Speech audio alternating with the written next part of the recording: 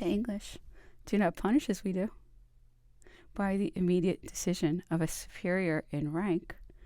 With them, the right of the superior only extends to taking a note of the fault of the inferior without inserting it into his daily report.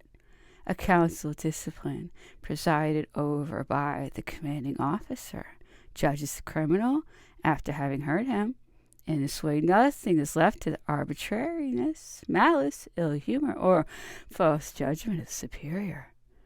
The organization is the same in the army. Emperor remarked it several times and expressed regret that he had not given to the French army this disciplinary organization. Calms invited us inactive under the line for 21 days. Murmurs were beginning to grow rather loud when the most experienced seaman announced the approach of a breeze. Sir George Cockburn had followed an unusual route. Instead of crossing to the coast of Brazil, he had persuaded himself by the experience of past voyages that it was better to keep constantly near the coast of Africa, and that in this way a shorter and less difficult voyage would be secured.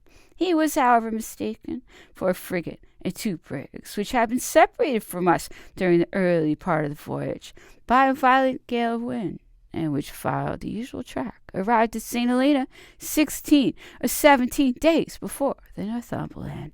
Any vessel in sight causes emotions at sea. How much more a sloop of war with the white flag advancing full sail towards us. Admiral made a signal to the brig to tack towards it, and we soon learned that his sloop, returning from Pondicherry, had approached us, and that its commander, appointed in 1814, had gone on board the English brig in order to find out where he was. This officer was an old emigre, and after 30 years in action, re-entered the Navy, was unfitted both by his age and by his having forgotten his profession to command a vessel. But he would not confess this before his officers. In fact, he did not know where he was. A false self-love made him thus prefer confessing his ignorance to Englishmen rather than deliver up to Frenchmen of the Empire who served under him the care of conducting the sloop. The poor man had got wrong several degrees of latitude and longitude. While we were at St. Helena, another French sloop was lost on the coast of Africa, from the same cause, the incapacity of its commander, also an old emigre.